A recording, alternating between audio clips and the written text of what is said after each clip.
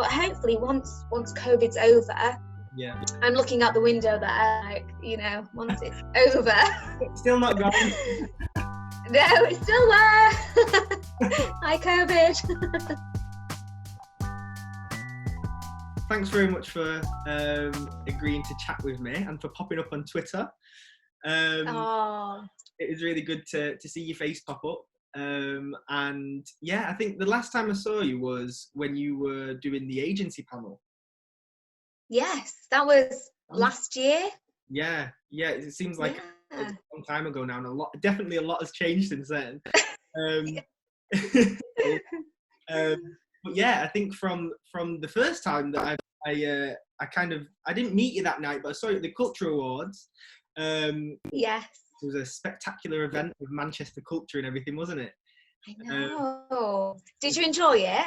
Yeah, I did. I really enjoyed it. It was the second time I'd been to the awards, but that time I was there with Contact Theatre. So it was really nice atmosphere and good food as well, wasn't it? Okay, so how big is the nutshell? We'll go nutshell, not coconut. No, not coconut. Damn.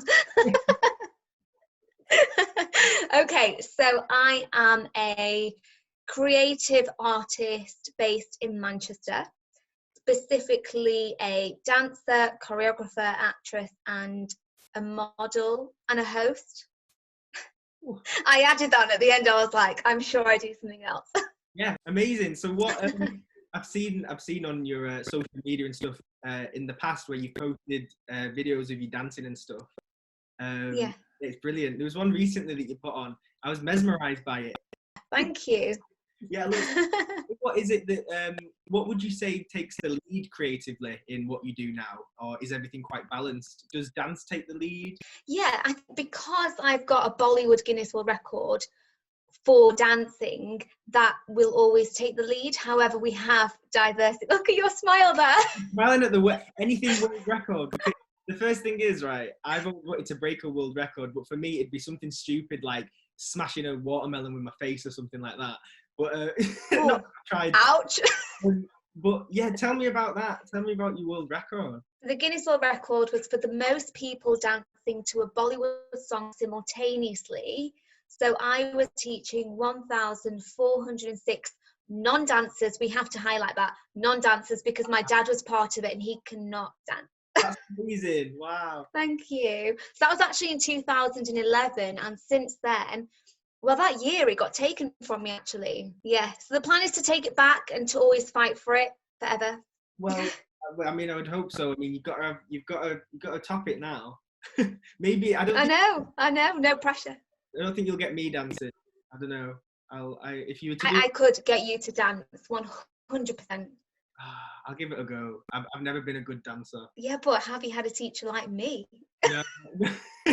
I once was the lion in the Wizard of Oz in a school play, and I had to just learn a really simple step that was just literally off to see the wizard, and I just, for the life of me, could never retain it, could never learn it, I could never do it. So what was this step? Because that just seemed like walking to me. It was basically like walking, but with a little bit of a cross step thing going on. Right. I'd love you to show me now, but like, you know, we're going slightly off topic. But I couldn't even show you then. But yeah, so you think that so dance is the lead then creatively? At the moment, yes. However, I'm always dipping in and out of modelling and acting and theatre and all sorts. So yeah. Tell me a bit about the dance teaching that you do. So we were about to start a number of Bollywood dance courses, and then COVID happened. So it's a shame, because we were going to be reaching into those communities that don't necessarily have access to things like this. We were going to be going all over Greater Manchester. But normally we run classes and workshops for private organisations, for corporate events, for television, internationally too. Charities, hen parties, private classes for those groups of people who want to learn to dance, mainly for weddings and things like that, teaching first dances. So we do a variety of things, working with so many different people. But hopefully once COVID's over, hopefully then, you know, we can get back on track and follow through with our initial plans that we wanted to do. But we are still making plans, and we're still working with what we have right now, which is challenging for everybody, really. Yeah, I think I'm interested to see what you've been thinking, how you've been adapting with this. But something came to mind then when you were talking about how you teach now as well. When did you first get into dancing and into the sort of arts world? So I started dancing. My mum, when I was 4 years old, she sent me for Indian classical dance classes, and that's so Bharatanatyam rather than Kathak. So it's a very disciplined dance form, and it's very kind of, right, it's very strict, it's very religious. Okay. There's always a story behind every single movement, every hand gesture. There's meaning behind everything. So from the age of 5, I was in those classes. At the age of 13, I started choreographing my own routines. At the age of 17 or 18, I started teaching my own classes. And in 2011, that's when I opened up my own dance company at the age of 22.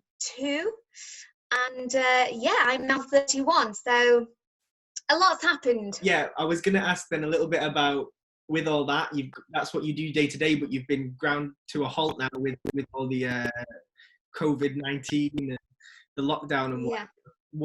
When did it first sort of stop you then? Because I think everybody's experience with it's different. When did it first sort of hit true to you about the whole situation? So I actually went to Bali on the 13th of March, and this was before it was in its flow. Yeah. So people were talking about it, but it wasn't like, oh my God, stay at home and never leave your house again. So I went to Bali, and from Bali, I was meant to go to Dubai and spend some time with my uncle and then come home. So on the 19th of March, Dubai actually put out an announcement that they weren't allowing anybody into the country. So I was like, as in, how am I going to get home? Yeah. And obviously at this point, COVID had just taken off, and it was all over social media, it was on the news, people were trying to change the flights, and I was thinking, how am I going to change my flight and get back home? So I was actually on a gorgeous spiritual yoga retreat, and I somehow manifested my plane ticket home, which in fact was the original flight that I was meant to get on. And Emirates told me there was no way I could get on that flight. Like, it's just not possible. But thankfully, I got on my original flight home. So I think it hit me during my self-isolation time in my room, because it takes 2 weeks to be in a room on your own to realize a lot about the world and what humans are really like. Yeah. And at the same time, it's sad, but you realize who your true friends are as well. Yeah. So that's when it hit me, really, when I was in this little room just working out life. Yeah, and you also went from being at a beautiful retreat to then like a sort of reality of like, I'm going to be stuck at home now. Yeah, and being with, 20 people all the time, having these incredible experiences like climbing mountains and doing the Bali swing and gong therapy and meditating every day in the sunshine, to being in my bedroom with nobody around, and just that's when it all hit me. How is it that you're adapting sort of in a creative way to the stuff that you normally do? Everything that we do at RIA's Dance Academy is with people or for people. We are currently working on a few projects which are quite amazing, and maybe we can have a catch-up interview and I can tell you about that then. Yeah, definitely. It's good to see that there's things in the pipeline though, and that those people will still be able to access the things that you can offer them as well. Yeah, and I think during this time it's so easy obviously it's so natural for everybody to be worried and scared.